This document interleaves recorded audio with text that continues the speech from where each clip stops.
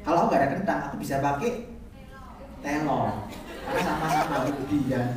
Kalau nggak itu pakai singkong.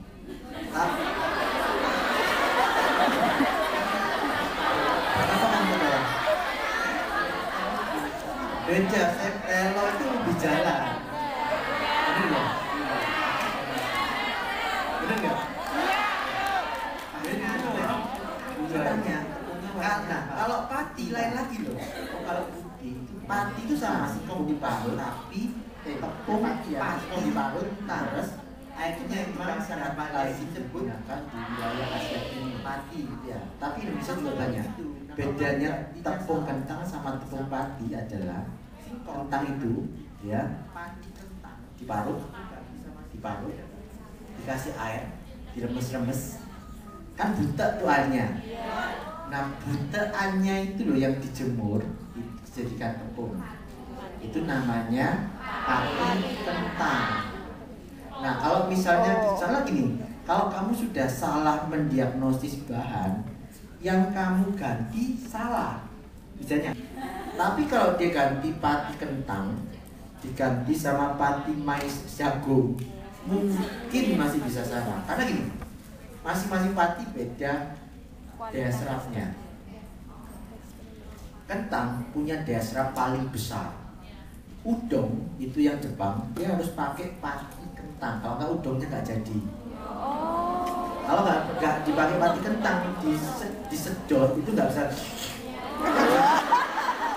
Kalau pakai pati, ya ternyata punya selidik baru hari ini dia tahu kalau yang dia pakai itu sekarang potato starch, pati kentang. Kalau dia sekarang ke toko beli potato kentang, caong koni wake banyak.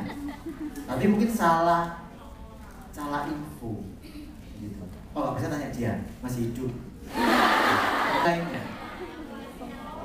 Ya. Nah kalau kamu sekarang, nah masalahnya dia bilang tepung kentang, ya sama orangnya yang dikasih sama, misalnya dia ke toko, di tepung kentang, dikasih sama kan dia bilangnya nyebut tepung kentang karena salah ya, karena salah persepsi. Beli tepung kentang. Kalau yang penjualnya tahu, dikasihnya apa? Kentang mashed potato yang tinggal campur air langsung jadi mashed potato itu. Enggak. Begitu dikasih dia bilang wah, bukan ini, bukan tepung kentang. Terus kayak tepung kentangku pokoknya ini loh. Tapi dia nggak bisa salah karena salah persepsi. Makanya pengetahuan bahan itu penting. Ya, nyata punya selidik baru hari ini dia tahu kalau yang dia pakai itu sekarang potato starch, pati kentang. Kalau dia sekarang ke toko beli potato kentang, caong koni wake banyak. Tapi mungkin salah info gitu. Oh nggak bisa tanya dia, masih hidup. Ya oke. Ya. Makanya itu penting. Jadi misalnya gini, kalau cabai nggak ada, kamu masih bisa pakai cabai kering.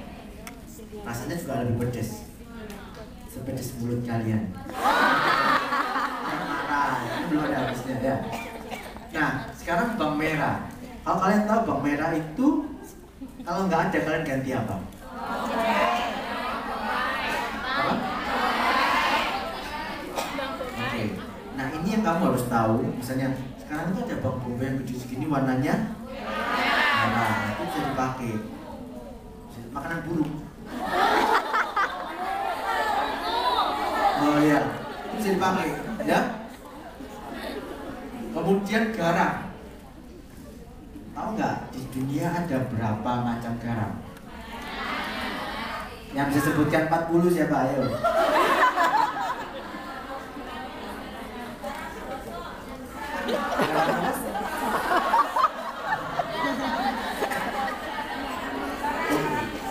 Sekarang aku tanya lagi, yang punya rasa asin itu apa? Garam. Terus? Nggak tahu. Oke, bisa. Terus? Angkat tangan aja, angkat tangan. Asinan. Seafood. Apa contohnya? Kan asin lah. Udang. Ikan asin itu kayak garam kemana? Ikan asin ya, ikan asin. Ora sange Banyak garam iku ning tuku-tuku laut rasanya lah. asin, harganya murah. Apa yuk? Apa?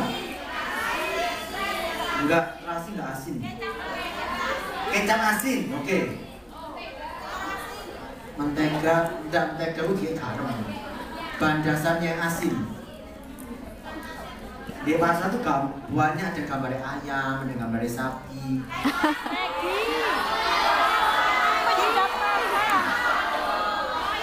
Jadi harus kreatif. Kalau aku nggak ada garam, aku pasti bisa pakai. Ya.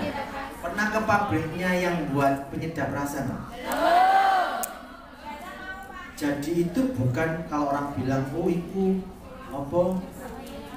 Bukan obat-obatan, ya kan? Kalau kamu ke pabriknya itu dia ayam, daging ayam itu di blender. Kalau daging sapi. Jadi keluarnya itu benar-benar ekstrak daging sapi atau daging ayam sama bumbu-bumbu di blender, diekstraksi keluarnya jadi itu. Balung-balungannya, tulangnya itu jadiin pelet. Pelet itu makanannya yang alami sampean. Guguk ya.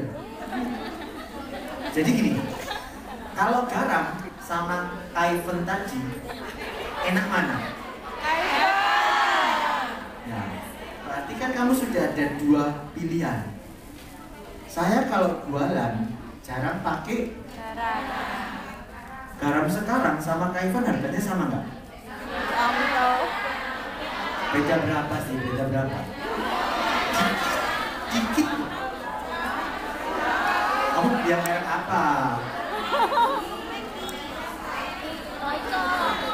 Oke. Tapi maksudnya gini, kalau orang yang sudah biasa makan sambelmu yang pakai garam, sekarang ini kamu jualan ya, sudah kira-kira 80 tahun jualan sambal yang pakai garam. Kamu misalnya tiba-tiba dia jualan sambal yang pakai kaifen. Ya. Orang milih mana? Kaifen. Kalau dia orangnya masih tetap pakai sambalmu berarti apa? Berarti kamu udah main sama dia. Ya, enggak, pasti ada ada rasa ya, rasa yang lain ya. Jadi benar orang akan pindah ke yang lebih gurih. Ya, itu triknya. Makanya aku bilang garam bisa diganti sama itu. Bahkan bisa rempeyeknya Mbak Sri. Kalau dia garamnya diganti itu mungkin yang beli itu sudah bisa lebih dari Siapa? separuh orang Hongkong. Jadi semuanya kerja sama Mbak Sri buat rempeyek. Gitu ya. Terus minyak, ya. Minyak ini adalah media di mana bakteri nggak bisa hidup. Jadi kalau sambelmu tertutup semua sama minyak, sambelmu awet nggak? Ya, artinya sudah tahu. Jadi minyaknya jangan sedikit-sedikit. Kalau mau nyambel, mau jualan ya harus minyaknya yang. Oke. Sekarang bahan tambahan. Orang tetap suka ada rasa asam. Cuman asam itu bisa berubah. Asam paling enak itu pas rasa segarnya. Tapi kalau kamu untuk diawetkan, asam itu akan pertama berkurang, kemudian akan berubah. Kecut kalau tidak enak. Kalau kamu salah. Makanya punya rasa kecut yang bisa bertahan. Itu apa tadi yang kedua tadi apa? Ya, yang kedua kecut. Kalau kamu mau main sambal, kecut didapat dari bahan fermentasi. Jangan dari bahan alami. Kalau kamu beli bahan alami, biasanya kecutnya itu akan berubah saat proses masakan. Yang proses fermentasi itu misalnya asam jawa. Nah itu bisa kamu pakai. Kemudian tauco bisa dipakai. Ya? Kenapa? Cuka bisa. Karena dia bukan bahan alami, dia bahan cair sintetis. Ya? Junipis rasa berubah. Ya, karena sambal itu rata-rata harus punya rasa asin, harus punya. Ya. Kemudian ada rasa kecut. Kalau beberapa, kemudian rasa manis. Rasa manis dari apa aja? Gula. Apa? Jarang sambal dia madu. Ya. Gula merah ya. Jadi kamu harus tahu. Gini, kalau membuat sesuatu, cari yang paling banyak variasinya. Jadi kalau ada ini coba begini. Kenapa? Beli sambelnya sambil lihat kamu. Itu servisnya nanti. Oke, rasa gurih yang tadi kamu bisa lihat tadi. Yang tadi pertama dari negara-negara itu kamu bisa catat. Jadi apapun masakan yang kamu buat, bukan cuma sambal. Kalau kamu kasih yang tadi namanya bahan-bahan gurih tadi, itu masakanmu udah di atas chef terkenal. Di atas ya, ini kamu tahu triknya. Oke, itu cukup sekian untuk sambal. Ada pertanyaan? Ya. Saya mau tanya kembali di sambal yang tadi nomor 1. Ya. Terus karena tadi saya bilang kalau sambal itu kadar minyaknya lebih akan mengawetkan untuk Ya. lebih lama kan? Ya. Akan tetapi jika kalau begitu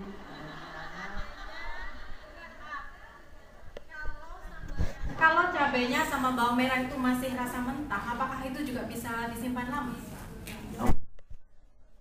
jawabannya bisa.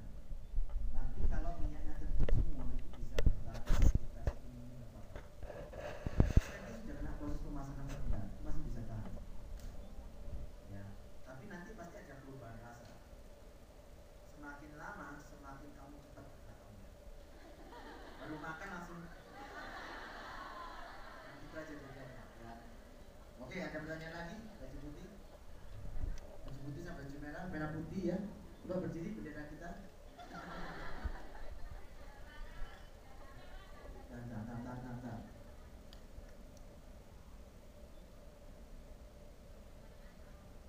Oh ya Bu, baguslah.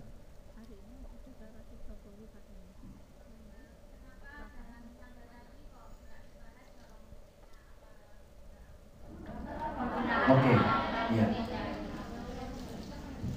Bawang putih boleh dipakai. Cuman rasa yang ditimbulkan bawang putih itu berbeda. Nyetak. Dia dan kalau untuk sambal, dia akan menimbulkan rasa agak asin.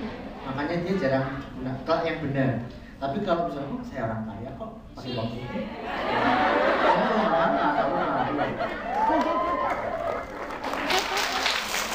Oke, satu lagi ya.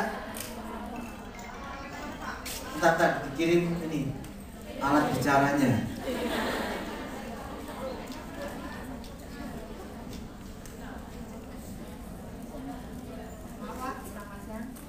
Saya mau tanya cara pembuatan sambal yang benar dan bisa tahan lama ya.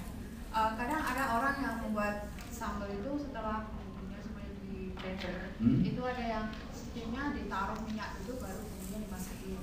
Ada juga yang bumbunya yang sudah di blender itu dimasukin dulu biar asam itu airnya, baru nanti setelah udah mau kering ditaruh minyak dan perasa. Itu yang benar yang seperti apa untuk mendapatkan rasa yang lebih bagus. Terima kasih. Jadi memang yang kedua itu benar juga. Makanya kalau kamu buat sambal, itu kan kamu blender tuh cabai, bawang merah, blender boleh ulek boleh kan. Kalau kamu blender blendernya nggak jalan, jangan dikasih air. Karena kamu kan tujuannya supaya sambalnya itu awet. Jadi bakteri itu timbul kalau dia ada media air.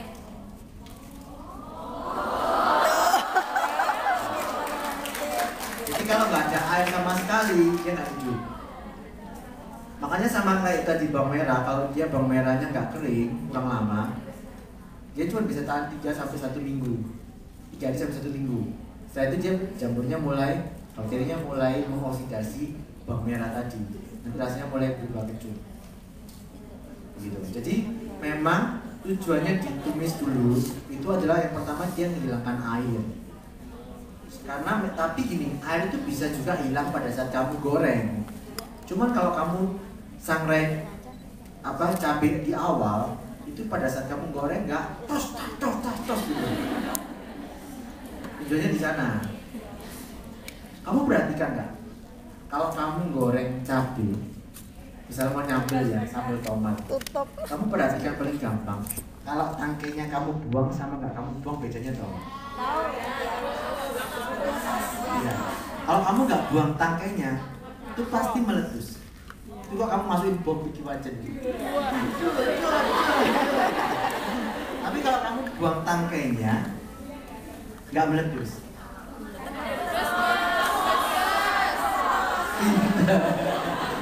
Iya, ada yang baru tahu sekarang? Iya. Oh, lumayan loh banyak. Berarti saat ini pakai apa? Tutup wajan gitu ya? Enggak, buang tangkainya. Hanya sambal kamu bisa belajar banyak. Sama juga, maksudnya ada trik-trik yang kamu bisa lakukan di sambal. Ya, nah kalau sambal yang dijual di Surabaya itu ada satu sambal namanya sambal burudi. Iya, itu cuman cabai merah sama bawang merah diiris-iris, diulek asal, dikasih kenor boleh, masako boleh, kasih pokoknya kaifen tadi. Lalu itu disiram sama minyak panas, udah dijual. Sekarang dia bisa punya Mercy, bisa punya rumah. Cuman jualan. Kalau orang ke Surabaya, orang Jakarta ke Surabaya, titipannya kalau enggak sambal burudi dong. Cuma jualan sambal. Jadi potensinya besar sekali. Di Surabaya begitu nggak banyak. Makanya kenapa perusahaan ABC apa semuanya ngeluarin sambal toplesan. Tapi rasanya nggak akan bisa ngalahin sambal yang kamu buat sendiri. Itu karena kamu kan nguleknya pakai hati dong.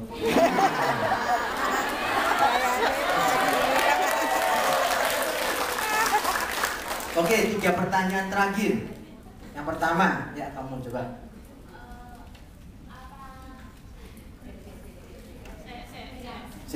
Lali. Itu Pak, dulu saya buat sambal itu apa cabai itu harus dipotong atasnya sama bawahnya itu apa bisa mengurangi rasa pedesnya itu nikmat gitu lah. Oke. Lek pesenanmu 100, waktu kon ngiris di pojok di pojok. Pertanyaanku tak balik. Gelem sampean. Nangis tangannya kobong kan. Nah itu dia cepet, nggak usah. Nggak usah. Kalau kamu blender, kadang ada tangkainya sedikit nggak apa-apa. Enggak, karena saya dulu kan pernah jualan di toko Indo, Mas. Iya. Terus teman saya itu dari Jogja, dia pernah kerja di restoran yang khusus buat sambal. Dia kasih resep ke saya gitu loh.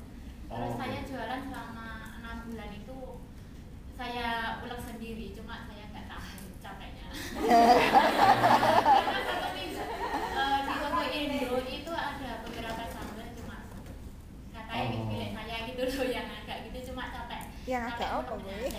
Nggak punya blender? Nggak punya, nggak mau dianya. Teman-teman itu nggak mau punya Rasanya beda. Memang sih ada bedanya yang diulek sama enggak. Cuma kalau untuk masak nggak mungkin kamu lakukan. Jadi gini, kalau memang kamu mau gitu, ya kamu spesialis sambal ulek, yang benar-benar diulek. Karena begini, nggak banyak tapi kamu bisa jual mahal. Maksudnya gini, di Surabaya itu ada bakso Kapasari, bakwan Kapasari. Sampai sekarang kamu tawarin dia blender bakso nggak dibeli. Karena uniknya dia blendernya itu dipukul. Sama kayak di Pontianak, kamu tawarin bakso ikan, blender nggak dibeli. Karena bakso ikannya harus dipukul sampai dagingnya itu kenyal. Kalau dia di blender nggak bisa sekenyal itu. Kalau dia mau jual banyak, ya otomatis pelanggannya lari ke bakso yang biasa-biasa yang sama. Makanya kalau memang spesial ulekmu enak, terus spesial ulek. Kamu sudah tiada, terus. Kalau mau jalan terus, karena kayak begitu itu unik.